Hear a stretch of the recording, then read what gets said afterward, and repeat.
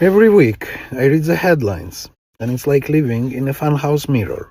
Genocide here, war crimes there, millions displaced, and somehow the world's outrage radar points, always, to the same place. Shalom, I'm Igal, your host, and this is Middle East in less than 5 minutes. Today's topic, the world's obsession with the Jews.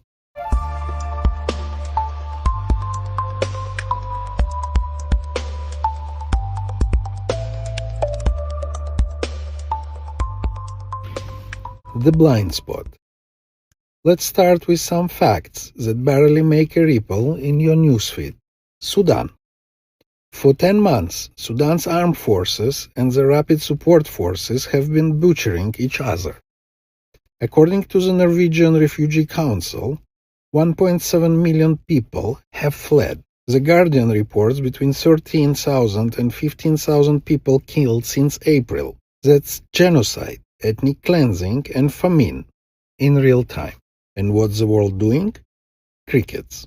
No protests, no hashtags, no boycotts, no angry mobs marching in London for the people of Sudan. But when Israel defends itself from Hamas, a terror organization that murdered, raped, and burned its way through southern Israel on October 7, suddenly everyone's a human rights expert.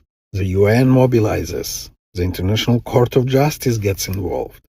And people who couldn't find Gaza on a map last year now scream genocide. That's not justice. That's obsession. The hypocrisy parade. Let's keep going.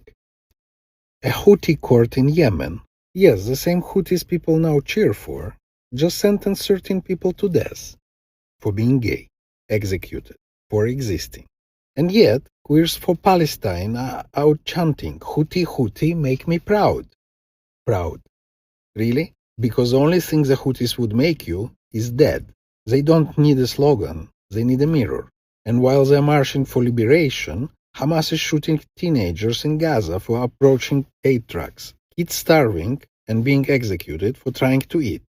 But sure, tell me again how Israel is the problem.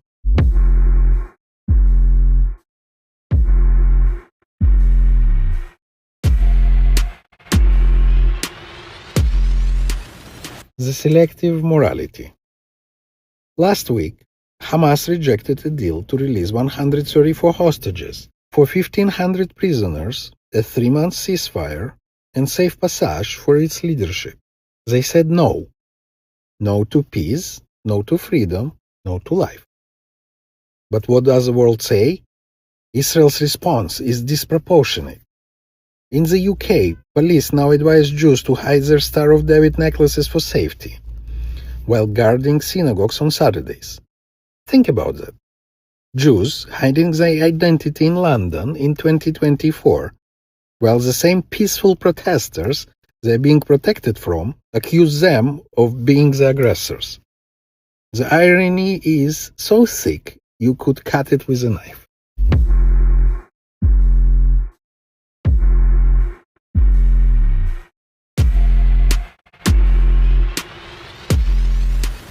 The Arab silence.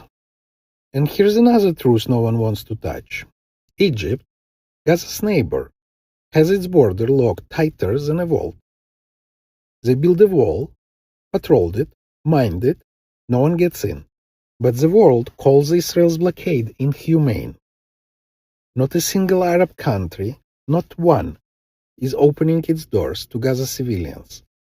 Not Jordan, not Lebanon, not Qatar, where Hamas leaders live in luxury hotels.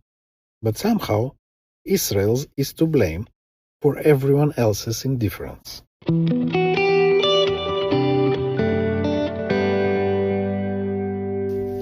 The real obsession. So, let's call this what it is. It's not about Gaza. It's not about occupation. It's not about humanitarian concern. It's about the world's oldest addiction, the obsession with the Jews.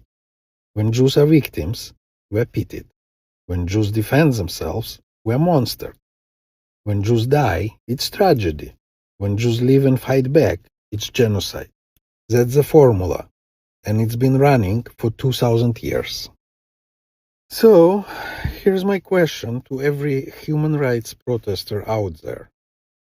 Where was your outrage for Sudan?